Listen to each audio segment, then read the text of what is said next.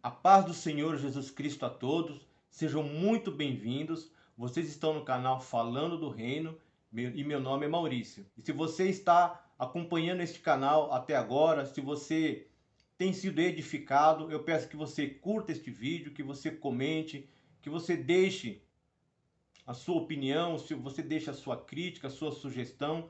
Isso estará nos ajudando a estar melhorando cada vez mais aqui o conteúdo do canal. Vamos estar dando sequência ao nosso estudo do Evangelho de Marcos. No capítulo 2, estaremos estudando hoje. Roda a vinheta. Olá! Seja bem-vindo ao canal Falando do Reino. Se você for novo por aqui, se inscreva no canal e ative o sininho para ser notificado dos novos vídeos. Aproveita e já deixa seu like. Bora pro vídeo e vamos nesse papo de crente. E como eu disse, vamos estar dando sequência ao nosso estudo do Evangelho de Marcos. Nós estudamos no vídeo anterior o capítulo 1 e nós vamos hoje então estar dando início ao capítulo 2 do Evangelho de Marcos. E nós podemos dividir este capítulo em 4 partes. A primeira parte desse capítulo vai do versículo 1 ao versículo 12, que foram 4 censuras que o Senhor Jesus Cristo sofreu por parte dos religiosos da sua época. Então, a primeira censura que Jesus sofre ali dos escribas e dos fariseus se encontra nesses versículos que eu falei, do 1 ao 12. Quem é você para perdoar pecados? Foi aquilo que os escribas questionaram Jesus. A próxima censura que o Senhor Jesus ele enfrenta se encontra lá no versículo 13 ao 17. Quando os fariseus eles chegam lá nos discípulos de Jesus e falam: olha, ele come e bebe com pecadores. A terceira censura que o Senhor Jesus ele passa ali com os religiosos é acerca do jejum. Versículo 18 ao 22, quando eles chegam lá em Jesus e falam: olha, os discípulos de João Batista e os fariseus jejuam e os seus não jejuam. E por último, a respeito do sábado, do versículo 23 ao versículo 28. Ele começa da seguinte forma: E alguns dias depois, entrou outra vez em Cafarnaum e soube-se que estava em casa. Esse texto ele começa dizendo assim: e alguns dias depois. Então a primeira pergunta que nós devemos fazer é: depois do quê? Sempre que você estiver lendo a sua Bíblia, faça perguntas ao texto. Depois do quê? Nós vemos no capítulo 1 que o Senhor Jesus ele entra pela primeira vez na cidade de Cafarnaum. Ele entra numa sinagoga. Nessa sinagoga ele passa a ensinar, ele cura ali, ele expulsa o demônio de um homem ali na sinagoga. E ele saindo da sinagoga em companhia de Simão e André, ele vai para a casa de Simão juntamente com Tiago e João, que eram os filhos de Alfeu. Ali ele faz muitos milagres, ele cura, ele expulsa demônios, ele purifica, ele perdoa, ele purifica um leproso. E então ele sai dali da casa de Simão Pedro, ele vai então, como diz o versículo 45, ele vai para lugares desertos. Então o versículo 1 do capítulo 2 de Marcos, ele dá uma continuidade àquilo que estava acontecendo. Então alguns dias depois desses fatos que eu acabei de narrar, Jesus então ele volta para Cafarnaum e o versículo diz que soube-se que estava em casa. Devido à fama de Jesus ter percorrido todas as regiões circunvizinhas, e depois dele ter curado um leproso, que virou um grande evangelista, você pode estar vendo aí no versículo 45 do capítulo 1, Jesus, como eu disse, ele se retira para lugares desertos e todas as partes, diz o texto lá, iam ter com ele. Só que ele retorna então aqui no versículo 1 do capítulo, ele retorna para Cafarnaum, e nós percebemos que Jesus ele faz de Cafarnaum a sua base missionária. No capítulo 1 ele vai ali para a casa de Simão Pedro, ele cura, ele expulsa demônios, ele vai depois para as cidades circunvizinhas, ele prega ali, no versículo 38 do capítulo 1, Jesus fala: olha, vamos às aldeias vizinhas para que eu ali também pregue, porque para isso vim. Então Jesus ele vai e vem da casa de Pedro e de Cafarnaum. Então ele faz da cidade de Cafarnaum a sua base missionária e ele faz da casa de Pedro o seu púlpito, né? Vamos dar sequência aqui. No versículo 2 diz o seguinte: Jesus então ele volta para Cafarnaum e todos souberam que eles tinham voltado para Cafarnaum e ele estava na casa de Pedro. Ele se encontrava na casa de Pedro, aonde ele foi pela primeira vez, né? Se encontra lá no capítulo 1, versículo 29, quando ele vai pela primeira vez à casa de Pedro. Então ele volta para lá e o versículo 2 diz assim: e logo se ajuntaram tantos que nem ainda nos lugares junto à porta eles cabiam, e anunciava-lhes a palavra. Nós podemos ver, pessoal, que a casa de Pedro, ela vira o púlpito de Jesus. No capítulo 1, no versículo 33, nós vemos a mesma situação. Diz assim: e toda a cidade se ajuntou à porta. Versículo 34, e curou muitos que se achavam enfermos de diversas enfermidades e expulsou muitos demônios, porém não deixava falar os demônios porque o conheciam. E no capítulo 2, versículo 2, a cena se repete. Diz assim: e logo se ajuntaram tantos que nem ainda nos lugares junto à porta eles cabiam. E o texto diz que anunciava-lhes a palavra. O Senhor Jesus então pregava a sua palavra. Jesus ele não desperdiçava nenhum momento para estar ensinando, pregando. Nós podemos ver o que? Qual que era a mensagem de Jesus? O que é que Jesus estava pregando?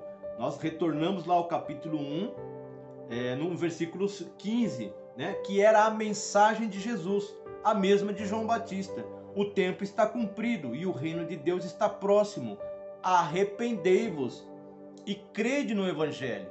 Então essa era a mensagem de Jesus. Essa é a mensagem de toda a Bíblia Sagrada. O arrependimento do homem para que ele se volte a Deus. Então Jesus anunciava a palavra a essa multidão. E segue aqui a nossa leitura. E vieram ter com ele, conduzindo um paralítico, trazido por 4 homens. E não podendo aproximar-se dele por causa da multidão, descobriram o telhado onde estava e, fazendo um buraco, baixaram o leito em que jazia o paralítico.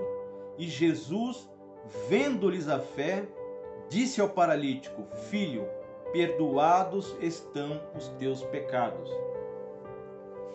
Pessoal, antes da gente estar falando sobre a fé daqueles homens, antes de nós estarmos falando sobre o esforço, sobre o trabalho que eles tiveram para descer aquele paralítico até a presença de Jesus, né? Primeiramente eles tiveram que subir aquele homem para cima do telhado, né? De uma forma simétrica, para que aquele homem não caísse do seu leito, da sua cama. Eles tiveram que descer este homem da mesma forma até a presença de Jesus. Mas antes de nós falarmos sobre isso, né? Quando Jesus vira para ele e diz: olha, perdoados estão os seus pecados. Esse texto ele me chamou a atenção para algo muito sutil, que na verdade eu nunca ouvi alguém falar sobre isso. Eu chego à conclusão, pessoal, que Jesus ele precisa ser o Senhor de tudo. A partir do momento que nós entregamos a nossa vida ao Senhor, tudo aquilo que somos, tudo aquilo que temos, tudo aquilo que possuímos, precisa necessariamente ser do Senhor Jesus. Nós acabamos de falar que lá no capítulo 1, versículo 33, toda a cidade estava na casa de Pedro. E não cabia, as pessoas não cabiam ali dentro, as pessoas ficavam ali no entorno, elas não conseguiam ficar nem à porta da casa de Pedro. No capítulo 2, no versículo 2 também, a cena se repete. A casa de Pedro está lotada de novo. E eu fico imaginando se Pedro fosse uma pessoa apegada à sua casa, o que seria? Porque todo esse pessoal, toda essa gente, com certeza deveria gerar algum transtorno. Então você imagina a cena. Jesus está na sua casa. Toda a cidade está na sua casa. De repente Jesus está ensinando ali e percebe-se um barulho no telhado. Daqui um pouco, um facho de luz até a presença de Jesus. As pessoas olham para cima, é um buraco no telhado. Já pensou se Pedro fosse uma pessoa apegada com a sua casa? O que ele ia falar? Não, não. Desce daí com esse paralítico. Você está destruindo a minha casa. Não é verdade, irmão? Então, tudo que nós temos, tudo que nós possuímos precisa ser do Senhor Jesus. Aquela casa ela foi destelhada para que aquele paralítico pudesse chegar até a presença do Senhor Jesus, uma vez que o texto está falando que nem na porta da casa ali cabia, podia se achegar.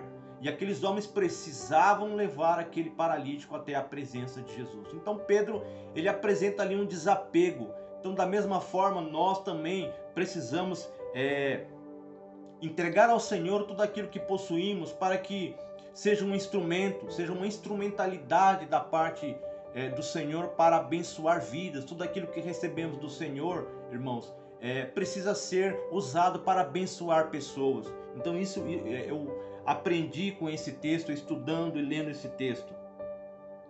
Então aqueles homens, eles não medem esforço para conduzir. O texto diz que ele era amigo daquele paralítico. Eles não medem esforço para levar aquele homem até a presença do Senhor. Como eu disse, eles tiveram que subir aquele homem de forma simétrica para que ele não caísse. E uma vez lá em cima, eles destelharam o telhado da casa de Pedro e desceram aquele homem até a presença de Jesus de forma simétrica, para que aquele homem não caísse. E outra coisa que o texto me diz é que Jesus, vendo a fé deles. Então veja bem, pessoal, o esforço é importante. O esforço no reino, o esforço em conduzir pessoas a Cristo é importante. Mas Jesus, quando ele olha essa cena, ele diz o seguinte: vendo-lhes a fé. Jesus não disse vendo-lhes o esforço, vendo o esforço que fizeram, vendo o buraco que ficou no telhado, disse ao paralítico perdoar tanto. Não, ele disse vendo-lhes a fé. Então aquilo que nos move a conduzir pessoas a Cristo precisa ser primeiramente a fé. E também por amor, porque eles eram amigos daquele homem. Então eles tinham fé de que se eles conseguissem levar aquele paralítico à presença de Jesus, aquele homem seria curado. Então o próximo tópico que nós temos aqui é que quando Jesus ele vira para aquele paralítico e diz: perdoados estão os teus pecados, aquilo é um choque na realidade daqueles homens. A gente pode dizer que Jesus ali, de certa forma, ele quebra a expectativa da plateia e também do próprio paralítico. Porque todos estavam esperando Jesus falar: ó, levanta e anda, toma o teu leito e vai embora. Mas não. Jesus então, com esta fala, ele gera então a primeira censura por parte dos religiosos. Porque eles começam a razoar entre eles: quem esse cara pensa que é para perdoar pecados? Só Deus pode perdoar pecados. Então essa é a primeira censura, é o primeiro confronto que Jesus então ele gera ali com os religiosos da época. E nós vemos, irmãos, que quando Jesus ele quebra essa expectativa da plateia e principalmente do paralítico, fica claro que antes de qualquer cura física, antes de qualquer coisa que nós possamos buscar no Senhor, nós precisamos primeiramente, irmãos, ter as nossas ofensas perdoadas perante Deus, diante de Deus. E esse perdão dos pecados que esse homem recebe, que é a bênção mais importante que ele recebe, até mais importante do que aquela limitação física que ele tinha.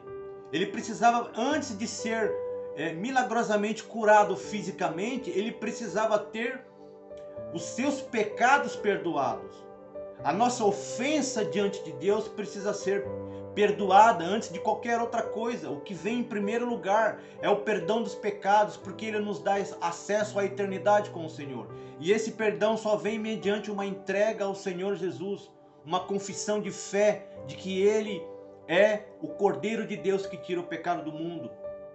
Essa entrega e essa obediência à sua palavra que vai, irmãos, perdoar os nossos pecados diante de Deus. Então, antes de qualquer coisa que possamos buscar em Deus, nós precisamos ter primeiramente os nossos pecados perdoados.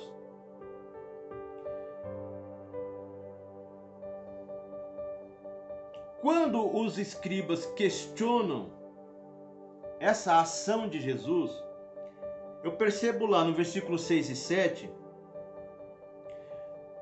que eles então ouvem aquilo que Jesus falou. Perdoados estão os seus pecados. Ora, então se eles ouviram aquilo que Jesus estava falando, então nós entendemos que ele estava próximo do Senhor Jesus.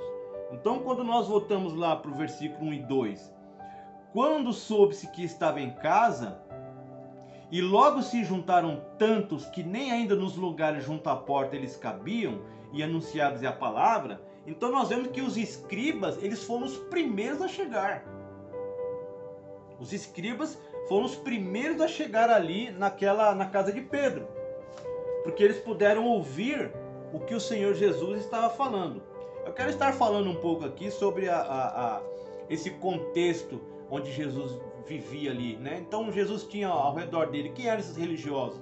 Existiam os escribas, os fariseus, os saduceus. Então quem eram os escribas? Eles eram os copistas da lei. Então quando os pergaminhos eram lidos na sinagoga e esses pergaminhos começavam a ficar gastos, os escribas eles eram as pessoas responsáveis em estar copiando os escritos num pergaminho novo. Então eles eram os responsáveis por essa cópia da palavra de Deus, que é o que eles tinham na época, né? O decálogo de Moisés, todos os profetas. Então eles copiavam à medida que esses pergaminhos iam se desgastando. E eles também eram chamados de mestre das escrituras. Nós temos na Bíblia um exemplo de um escriba que era Esdras. Se você vê lá no livro de Esdras, no capítulo 7, versículo 6, o texto diz que Esdras era um escriba versado na lei do Senhor. Então a fama de Jesus alcança inclusive chega ao conhecimento dessa elite religiosa, desse grupo religioso. Então os escribas eles estavam próximos de Jesus, ouvindo aquilo que Jesus estava falando. E eles então começam a razoar. Quem esse cara pensa que é para perdoar pecados? Só Jesus pode perdoar pecado. Eles começam a questionar isso. Então Jesus, sabendo que eles arrazoavam entre si a respeito disso, Jesus, com essa declaração, irmãos, ele está afirmando que ele é o Cordeiro de Deus que tira o pecado do mundo. Que foi a confissão que João Batista fez acerca de Jesus quando Jesus foi até ele para ser batizado. João Batista vira para as pessoas que estão ali e fala: eis o Cordeiro de Deus que tira o pecado do mundo. Jesus era Deus, porque Jesus disse: eu e o Pai somos um. Então aquilo que a elite religiosa não conseguia enxergar estava diante deles. Deus estava ali em Cristo, perdoando o pecado daquele homem. Então Jesus ele continua dizendo, ele vira para aqueles homens e diz: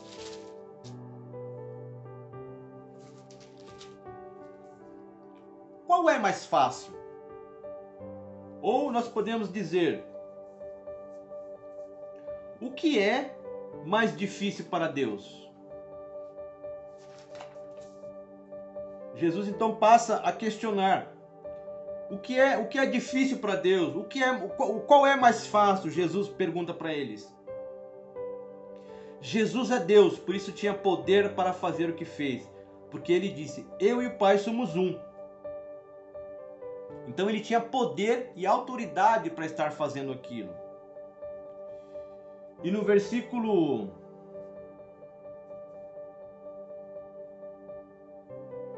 12, aquele homem então, aliás, vamos continuar aqui na leitura. Qual é mais fácil? Dizer ao paralítico, estão perdoados os teus pecados, ou dizer, levante-te e toma o teu leito e anda? Versículo 10. Ora, para que saibais que o Filho do Homem tem na terra poder para perdoar pecados. Disse ao paralítico, a ti te digo, levanta-te, toma o teu leito e vai para a tua casa. Então, depois que aquele paralítico tem os seus pecados perdoados, ele recebe então a sua cura física. E no versículo 12 diz assim, e levantou-se e tomando logo o seu leito, saiu em presença de todos, de sorte que todos se admiraram e glorificaram a Deus, dizendo, nunca tal vimos. Então aqui no versículo 12 nós vemos a palavra logo. Logo, e levantou-se e tomando logo o leito, saiu em presença de todos, o que corrobora a visão marcana deste evangelho, logo, imediatamente, né? Então, sempre demonstrando ali o Jesus em ação. E nós vemos então no versículo 12, irmãos, que tudo que Jesus fazia era para a glória de Deus. Então, da mesma forma, tudo aquilo que nós fazemos com a nossa vida, tudo aquilo que nós vivenciamos, tudo aquilo que nós fazemos, ela precisa ter primeiramente a intenção de glorificar a Deus, porque era o que aconteceu aqui, né? Quando aquele homem então ele se levanta, ele recebe o seu milagre, ele se levanta, todos se admiram, e o que eles fazem? Eles glorificam a Deus, porque esta é a razão da nossa existência. Nós existimos para a glória de Deus. O que Jesus fazia redundava para a glória de Deus. Pessoal, para esse vídeo não ficar muito longo, nós vamos dividir ele em duas partes. Então, para você não perder a sequência desse vídeo, clique no card aqui acima para você então assistir a segunda parte desse vídeo, amém?